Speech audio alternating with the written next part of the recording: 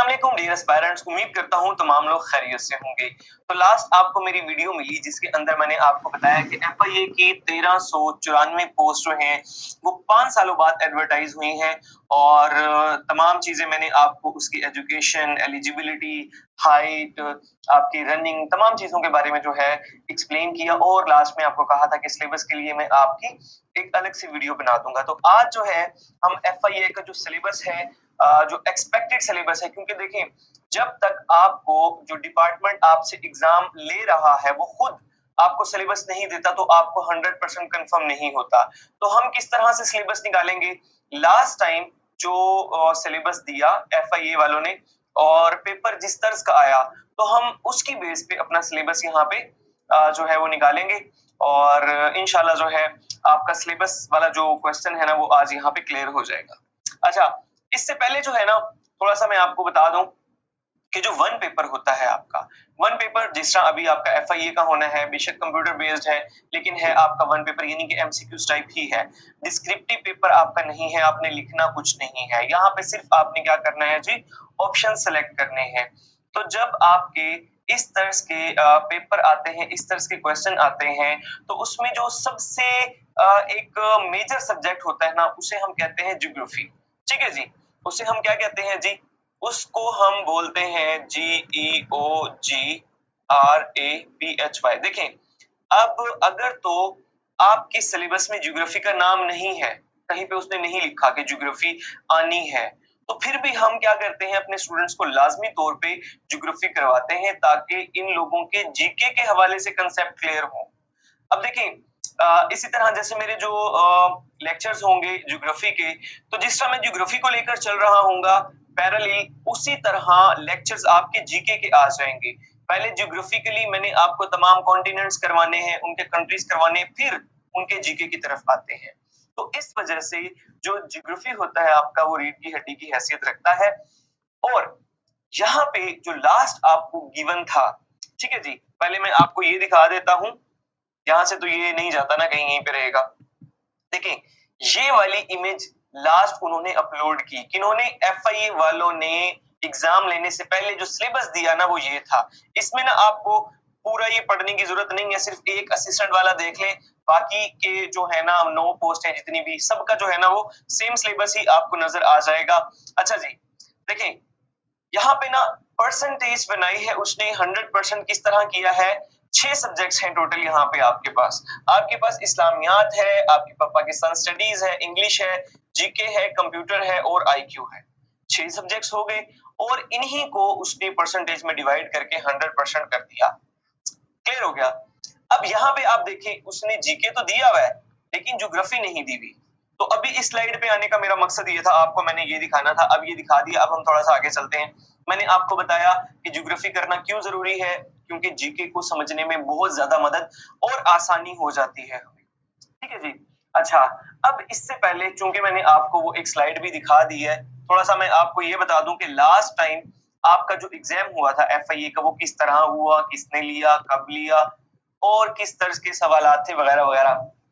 देखिए आपका जो टेस्ट है ना, आम रूटीन में जो आपके कमीशन के एग्जाम होते हैं, क्योंकि पूरे पाकिस्तान के जो लोग हैं वो ये देख रहे हैं और अप्लाई कर रहे हैं FIA पे, खाली पंजाब वाले नहीं है। तो जिस तरह FPSC का पेपर होता है, अगर किसी ने दिया वह नहीं भी दिया तो कोई मसला नहीं है, परेशानी वाली बात नहीं है, मैं इतने आसान अल्फाज में बताऊंगा कि आपको समझ आ जाएगा। FPSC का पेपर किस तरह होता है, आप एग्जामिनेशन हॉल में जाते हैं, वहां पे आपको एक पर्चा मिलता है जिसे सवालिया पर्चा कहते हैं और एक बबल शीट मिलती है आपको, आपने सवालिया पर्चे से पढ़ के उसके ऊपर क्या करने होते हैं, टिक करने होते हैं। ये हार्ड फॉर्म में आपका जो है ना वो एग्जाम होता है। ठीक है जी, हार्ड कॉपी आपको मिलती है। अब यहाँ पे क्या हुआ जी, ऑन द अदर हैंड जो मैं आपको FIA का बता रहा हूँ, FIA का कौन सा हो गया जी, आपका हार्ड कॉपी हुई और FPSC का सॉरी। अब FIA का लास्ट टाइम किस तरह हुआ जी, वो हुआ आपका कंप्यूटर बेस्ड टेस्ट। ठीक है जी, कंप्यूटर बेस्ड क्या, आप चाहेंगे वहां पे कोई अगर किसी ने मेरा वो जो है ना पोर्टल के ऊपर जो हम आपको टेस्ट देते हैं टेस्ट सेशन में, अगर किसी ने वो अटेम्प्ट किया हो तो सेम वही वाला पैटर्न है। ठीक है, तो इस तरह आपको वहां पे ना क्वेश्चन शो हो रहे होते हैं। एक क्वेश्चन आएगा, क्वेश्चन नंबर 1, नीचे आपको ऑप्शंस दिए होंगे। ठीक है जी, आपने उनमें से सिर्फ माउस को लेके जाना है इसके ऊपर और ऐसे करके क्लिक करोगे ना तो ये आगे चला जाएगा। आप उसको स्किप भी कर सकते हैं, क्वेश्चन को स्किप भी कर सकते हैं कि मैं बाद में कर लूंगा, तो स्किप करके आगे चले जाएं, बाद में आके उसको सॉल्व कर लो और एंड पे आपने उसको फिनिश करना होता है। तो इस तरह का FIA का जो है ना कंप्यूटर बेस्ड टेस्ट था। अब इसके अंदर क्या कुछ था, सबसे पहले तो हम देखते हैं कि जो टेस्ट था आपका वो उसने वहां पे क्या दिया जी, यहाँ पे देखें, यहाँ पे उसने दिया है 100%। तो यहाँ पे आपने ये कंफ्यूज नहीं होना कि ये 100 मार्क्स का ही है, उसने परसेंटेज को डिवाइड कर दिया। मतलब पेपर था आपका 60 नंबर का, तो 60 नंबर पे अगर हम इन्हें डिवाइड करें तो किस तरह, जहां पे 10 क्वेश्चन आने हैं वहां कितने रह जाएंगे, 6 रह जाएंगे। इसी तरह पाकिस्तान स्टडीज के 6, ये 6 और 6 12 हो जाएंगे, 12 12 और 12, तो 12 चौक 48 हो गए और जमा 6 और 6 12, ये कितने हो गए आपके पास, 60 हो गए ना पूरे। तो इस तरह ये परसेंटेज है बेसिकली, ये 100 नंबर का नहीं है। लास्ट टाइम आपका जो पेपर हुआ वो कैसे था जी, आपका 60 मार्क्स नहीं कहेंगे बल्कि हम इससे पहले कहते हैं हम 60 मिनट्स का आपका जो है ना वो पेपर था, और मार्क्स उसने किस तरह दिए, मार्क्स 100 ही थे, ठीक है जी, 100 मार्क्स ही थे और 60 सवाल थे। क्वेश्चन कितने थे जी, 60 थे। तो अब जहां पे एक सवाल जो है पहले 1 नंबर का था, अब तकरीबन वो एक सवाल जो है वो 1.5 नंबर का बन जाएगा, ठीक है, या जितना भी इसकी परसेंटेज निकलती है तो उतने का बन जाएगा। परसेंटेज उसने 100 की रखनी है, यानी कि जब रिजल्ट आएगा तो आपको अगर आपके हैं 60 में से 50 सही, तो इस तरह इस फॉर्म में रिजल्ट नहीं देंगे, वो 100% में से इसकी परसेंटेज निकालेंगे, ठीक है, और फिर आपको रिजल्ट देंगे आपका जितना भी आपका बनता है। तो होप सो आपको ये वाली बात क्लियर हो गई है कि सबसे पहले 60 मिनट का टेस्ट, 60 ही क्वेश्चन, कंप्यूटर बेस्ड हुआ, परसेंटेज उसने 100 की लगाई पूरी की पूरी, ठीक है जी। अब वापस आ जाते हैं कहां पे, सिलेबस पे। मैंने अभी आपको एक इमेज दिखाई, उसमें 6 सब्जेक्ट्स पे मैंने जो है ना वो 1 2 3 की, जिसमें आपका जीके आ गया, इंग्लिश आ गया, इस्लामियात आ गया, आपका पाकिस्तान अफेयर्स आ गया, IQ और कंप्यूटर आ गया, ठीक है। ये वो चीज है जो उन्होंने खुद आपको कहा कि यहाँ से पेपर आना है। अब चूंकि मेरी जो ऑडियंस है इसमें से मोस्टली ऑडियंस वही है जिन्होंने अभी रिसेंटली MOD के एग्जाम दिए हैं, तो पहले उन्होंने सिलेबस दे दिया। सिलेबस में वो कहते हैं कि यार जनरल है, उर्दू है, एवरेड साइंस है, करंट अफेयर्स है और एनालिटिकल रीजनिंग है, यहाँ से आपका पेपर आएगा। लेकिन जब आप पेपर में जाते हैं वहाँ इस्लामियात भी आ गई है, वहाँ पाकिस्तान अफेयर्स भी आ गया है, ठीक है। तो उन्होंने क्या किया, जो सिलेबस बताया उससे हटके भी कुछ ना कुछ दे दिया, ठीक है। तो अब जो ये FIA वाले हैं इन्होंने भी कुछ इस तरह का काम किया हल्का फुल्का। मैंने पिछली वीडियो में भी आपको बताया था कि यहाँ पे इस तरह नहीं है कि जो पेपर एक बंदे के पास है सबके पास वही हो।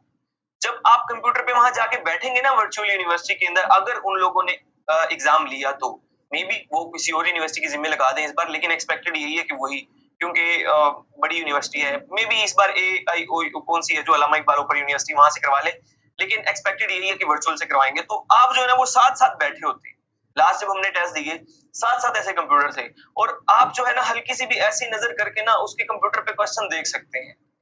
लेकिन अब मसला यहाँ पे आया कि जब आपने साथ वाले को देखा कि यार ये वाला क्वेश्चन जो है जो ये कर रहा है ये तो मेरे पूरे पेपर में ही नहीं है, ये कहां से कौन सा पेपर कर रहा है। तो लेकिन खैर वो पहले ही पता चल गया था, क्योंकि जो पेपर था ना आपका एक दिन नहीं था, आपका पेपर बैचेस में था। आपको एग्जांपल देता हूं मैं, जैसे कि आपका 8 बजे सपोज पेपर है, ठीक है, कितने मिनट का है, 60 मिनट का, तो 9 बजे क्या हो गया जी, पेपर खत्म हो गया। उसके दौरान उन्होंने 40 मिनट का वक्फा रखा था, ठीक है। फिर उन्होंने क्या किया जी, ये फर्स्ट बैच 8 बजे आ गया, फिर सेकंड बैच आया कब जी, 9:40 पे सेकंड बैच आ गया, फिर 10:40 तक ये चलेगा, फिर 40 मिनट का वक्फा लगा लो, 20 मिनट यहाँ 20 मिनट आगे, 11:20 पे आपका थर्ड बैच। ये सारे वो लोग हैं जिनका सेम पेपर है, यानी कि अगर आपने कांस्टेबल के लिए अप्लाई किया ये सारे कांस्टेबल वाले हैं। तो अभी एक तो ये बैचेस अलग अलग, और फिर एक क्लास के अंदर अगर 30 स्टूडेंट बैठे हुए हैं तो 30 के मे बी 30 के डिफरेंट ना हो, लेकिन मोस्ट प्रोबेबली ये होता है कि साथ वाले जो आपके बैठे हैं ना उनके क्वेश्चंस चेंज होते हैं। अब अगली बात ये है कि अगर क्वेश्चन उनके चेंज है हमारे चेंज है तो फिर तो कंपटीशन ही अजीब हो जाएगा ना, क्योंकि एक चीज आपको आती है दूसरे बंदे को नहीं आती, और इट इज पॉसिबल जो चीज उसे आती है वो पेपर में आ जाए, जो आपको आती है वो ना आए। तो यहाँ पे तो आपके साथ नाइंसाफी भी एक तरह की हो सकती है ना, लेकिन आपका लक भी चल सकता है। तो अब इस आपकी क्यूरी को खत्म करने के लिए कि सर जी पेपर का तो पता ही नहीं है कहाँ से आना है, मैं आपको ये बता दूं कि पैटर्न जो है ना पेपर का वो तकरीबन सेम चल रहा था। फॉर एग्जाम्पल, अगर उन्होंने एक क्वेश्चन दिया है ना मैथमेटिक्स का, अच्छा एक और चीज मैं आपको बताने लगा था, यहाँ पे देखें, ये उसने बताया है कि आईक्यू आईक्यू का जो है ना वो 20% आना है, लेकिन वहां पे ना मैथमेटिक्स के जैसे कि रेशियो, प्रोपोर्शन, ज्योमेट्री के सवाल भी मैंने देखे थे, क्योंकि मैं खुद भी आपको बताया कि पेपर दिए थे सारे। तो लास्ट टाइम जो है ना वो फ्री अप्लाई था, तो हर बंदे ने तमाम सीटों पे अप्लाई कर दिया। तो अभी इसलिए उन्होंने 2000 जो है ना फीस रख दी, कहते हैं नॉन सीरियस स्टूडेंट ना आए। बेशक वैसे बजाहिर क्या वैसे है फीस ज्यादा, तो काफी लोग जो है वो एहतजाजन जो है वो तहरीकें भी चला रहे हैं कि लास्ट वीडियो में मैंने बताया 12,000, वो 12,000 नहीं भी तो 2-3 सीटों पे तो लाजमी गिरे ना, अगर टैलेंटेड भी हैं। ऐसा ना हो ना यहाँ भी वेले हैं वहां भी वेले हैं और उधार लेके भी आपने कुछ ना करना हो, तो फिर तो जरूरत नहीं है आपको उधार लेके अप्लाई करने की। ठीक है जी। अच्छा, मैं आपको बता रहा था क्वेश्चंस क्वेश्चंस अगर दोनों के डिफरेंट हैं तो फिर कैसे फर्क आएगा? फर्क इस तरह आया कि उन्होंने एक पेपर में जो है ना किसी बुक का नाम पूछा, तो उससे मिलती जुलती करीब करीब दूसरे पेपर में उन्होंने दूसरी बुक का नाम पूछ लिया।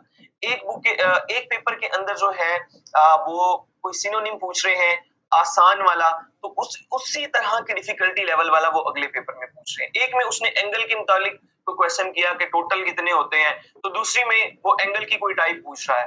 तो अगर एक में उसने पूछा यूनाइटेड नेशन ऑर्गेनाइजेशन कब बनी है, दूसरी में वो वर्ल्ड बैंक का पूछ लेगा। तो अब इस तरह के पैटर्न सेम है, ऐसा नहीं है जिस तरह एक बार एफआईए के इंस्पेक्टर के पेपर में हुआ था कि डिफरेंट बैचेस में एक बैच से टोटल केमिस्ट्री के ईडीएस, एक बैच से टोटल फिजिक्स के, एक बैच से टोटल बायोलॉजी के, तो वो तो बहुत ही मुश्किल सूरत हाल थी ना, लेकिन यहाँ पे लास्ट टाइम इस तरह नहीं थी, मैं आपको लास्ट टाइम का बता रहा हूँ। ठीक है जी। तो ये जो है ना टोटल सूरत हाल थी। अभी हम जो है ना वो सिलेबस की अपनी बात कर रहे थे, ये बातें होप सो आप लोगों ने नोट कर ली होंगी मोस्टली। ठीक है जी। अच्छा जी, तो मैं आपको बता रहा था जी कि आपने क्या करना है, आपने लाजमी तौर पे ज्योग्राफी को कवर करना है। ठीक है। अब ज्योग्राफी के साथ क्या आ जाएगा, आपका जीके आ जाएगा, तो मैं दोनों को पैरेलल ही करवा देता हूँ। पहला सब्जेक्ट ये हो गया, मैंने वहां आपको दिखाया कि परसेंटेज के हिसाब से 12 नंबर इसके बनते हैं, लेकिन उसने 12 का नहीं दिया, उसने वो नंबरिंग भी ऊपर नीचे कर दी। लेकिन असल बात ये है कि वो बहुत ज्यादा जो है ना आउट ऑफ द वे जाके उसने पेपर नहीं दिया। और इसके बाद जो है वहां पे जो सिलेबस एक्सपेक्टेड है ना, तो वही वाली चीजें जो अभी हमने देखी हैं, मैं आपको वो बता के ही इसका थोड़ा सा आगे लेके चलूंगा। उसके अंदर आपके पास इस्लामियात है, उसके अंदर आपके पास पाकिस्तान अफेयर्स सिर्फ लिखा हुआ था, लेकिन पाकिस्तान की ज्योग्राफी, ठीक है जी, ज्योग्राफी से भी उसने क्वेश्चन दिए हुए थे, पाकिस्तान की ज्योग्राफी से। ठीक है जी। और इसके अलावा आपके पास इंग्लिश है, और आपके पास कंप्यूटर है, और आपके पास आईक्यू है। अब आप लोग सोच रहे होंगे कि मैथमेटिक्स कहां से आई बीच में, जो मैं बता रहा हूँ ये आईक्यू वाले क्वेश्चन के अंदर उसने जो है ना मैथमेटिक्स के कुछ क्वेश्चन शामिल कर दिए थे।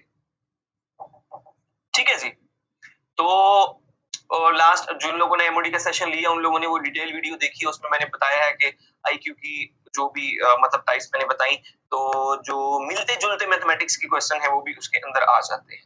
ठीक है। तो ये आपका एक्सपेक्टेड सिलेबस है। अब इस एक्सपेक्टेड सिलेबस में जो चेंजेस आ सकती हैं मैं आपको वो बता रहा हूँ। करंट अफेयर्स के क्वेश्चंस इसमें वो डाल सकता है, इट इज पॉसिबल इस बार सिलेबस चेंज कर देना। इस टाइम ओडी वालों ने कहा कि सिलेबस चेंज हो गया, हालांकि उन्होंने किया नहीं। और अब मैंने कौन कौन से सब्जेक्ट लिख रहा हूँ जी, मैं अब लिख रहा हूँ आपके पास करंट अफेयर्स। ठीक है जी, ये आ सकता है आपका, और इसके अलावा आपके पास ईडीएस है, एवरीडे साइंस हो गई। अच्छा, एवरीडे साइंस का मैं आपको बताता हूँ, लास्ट टाइम भी जो है ना हर पेपर में उसने दो तीन क्वेश्चन जो है वो दिए थे एवरीडे साइंस के, लेकिन वो बहुत ज्यादा मुश्किल नहीं थे, बड़े आसान से क्वेश्चन थे। तो उसने क्यों दिए, उसने इन वाले क्वेश्चंस को ईडीएस को जीके के अंदर जो है वो कंसीडर करके दिया होगा, क्योंकि सिलेबस उसने खुद दे दिया ना।